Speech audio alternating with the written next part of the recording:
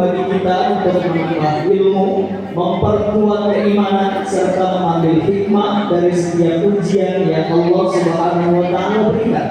Khususnya bagi kaum wanita, semoga melalui tausiah yang nantinya disampaikan, kita semua dapat semakin tegar menghadapi kehidupan dan lebih dekat kepada Allah Subhanahu wa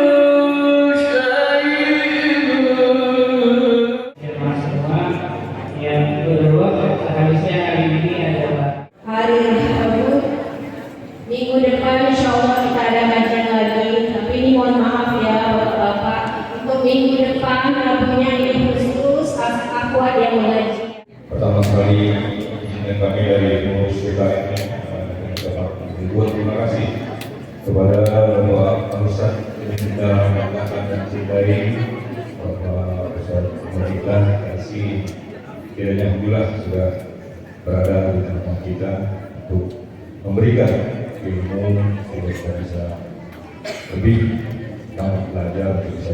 Mari kita dengar tausiah dari Ustaz Abu Hasan Muhammad. Apa Ustaz?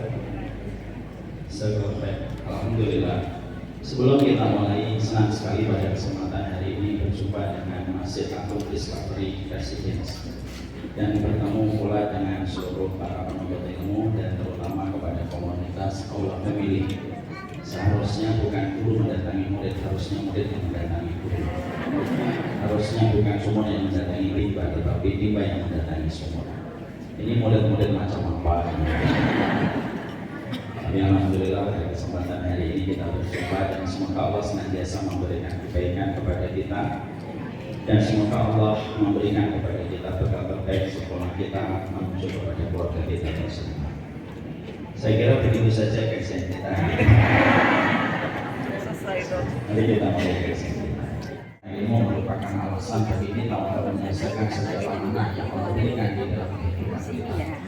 Kita ngaji bukan karena kita mengajar, tetapi kita ngaji karena kita tahu bahwasanya surga itu identik dengan ilmu sebagaimana ikan identik dengan air. Itulah yang menjadikan kita terus memberikan alasan untuk kita ngaji. Kalau wanita tidak sibuk dengan kajian, mereka akan sibuk dengan perasaan dan akan sibuk dengan sensitivitas dan pastinya akan sibuk dengan standar TikTok. Tahu-tahu yang semoga yang dan ketika laki-laki tidak sibuk dengan ilmu, pastinya akan sibuk dengan hobinya dan pasti akan sibuk dengan hobi. Jadi itu berkata seluruh para nabi itu kalau diberi apapun oleh Allah mereka selalu qanaah, tapi mereka tidak pernah qanaah dalam satu perkara. Mereka tidak pernah qanaah dengan ilmu, dan itulah yang menjadikan mereka memohon terus kepada Allah supaya ditambahkan ilmu. Dan itulah kenapa Nabi Musa selalu meminta ditambahkan ilmu, tetapi tidak meminta ditambahkan dinar dan dirham. Inilah yang menjadikan kita akhirnya paham, kita ngaji bukan sok suci. Kita ngaji supaya kita memiliki alasan untuk bertahan di dalam segala perjalanan kehidupan kita. Tapi ketika nanti turun hujan, Allah akan memberikan kepadamu es teh manis, tapi nanti ketika terik panas. Karena ketika kamu diberikan es teh manis ketika hujan deras, nikmatnya kurang. Allah memberikan di waktu yang tepat, dan sesungguhnya waktu yang tepat itu waktu yang tepat menurut Allah, bukan waktu yang tepat menurut kita. Ada orang sakit Ustaz ingin sembuh, kenapa dia tidak disembuhkan oleh Allah? Allah ingin memberikan kesembuhan di waktu yang tepat, dan bisa jadi waktu yang tepat itu nanti ketika dia sudah di surga.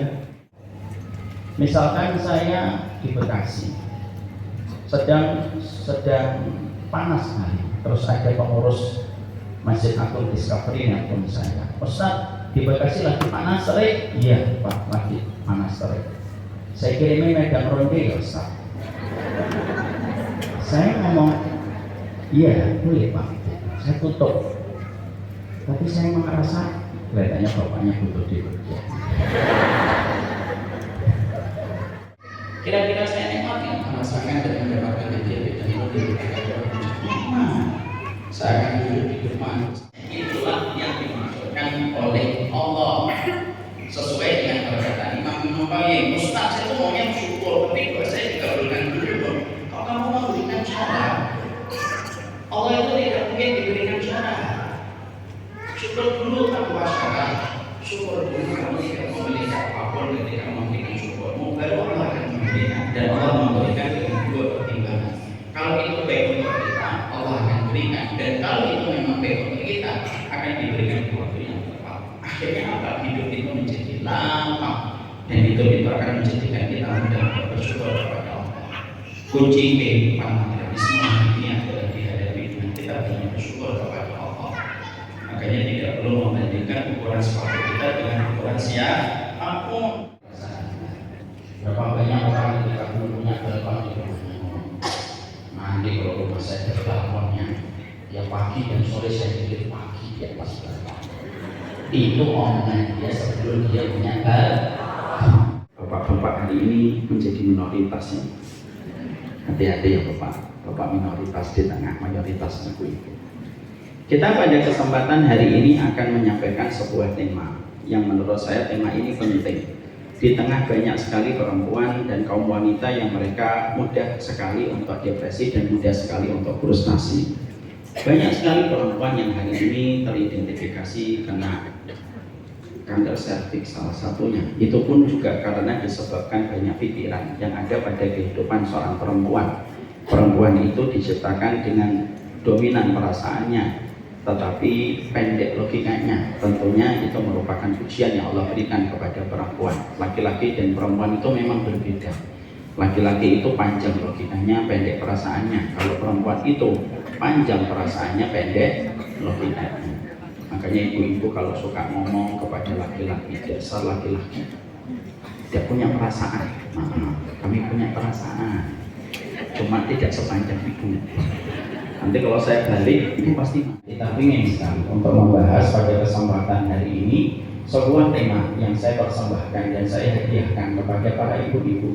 Karena ibu-ibu ini luar biasa. Amanah yang Allah bebankan kepada ibu itu luar biasa. Ibu tidak ditakdirkan menjadi pemimpin, tetapi ibu ditakdirkan untuk melahirkan banyak pemimpin di atas muka bumi. Kalau ibu-ibunya tidak siap dan tidak kuat menghadapi ujian dan mendapatkan cobaan, kualitas semacam apa yang nanti akan lahir dari keturunan-keturunan mereka kalau orang tuanya, terutama ibunya, tidak memiliki kekuatan di dalam menghadapi setiap ujian. Padahal kualitas kehidupan kita akan terukur dan akan tersingkap ketika kita sedang mendapatkan ujian di dalam perjalanan kehidupan kita. Nah, ada perempuan yang mereka periksa, maka ketika dia mengatakan itu masih dalam kondisi muda, dia mengatakan dia butuh anak. Ini kan sama dengan melawan Allah. Maka yang terjadi, maka dia pasti akan babak belur. Kenapa? Mungkin ketika usianya masih 25, 26, dia masih bisa tersenyum ketika dia mengatakan tidak punya anak. Tapi nanti kalau usianya sudah 35 tahun, badannya sudah mulai terdiagnosa dengan penyakit, suaminya sudah mulai mengecewakan, hartanya sudah tidak terlalu banyak sebagaimana ketika aksenya masih jalan di waktu dia muda. Siapa tongkatmu ketika kamu tua kalau bukan anak? Allah itu hadirkan anak bukan hanya karena ingin merepotkan kita, tapi Allah menghadirkan anak itu supaya hari ini kita menjadi tongkat untuk anak kita, supaya anak kita menjadi tongkat untuk kita di masa kita tua.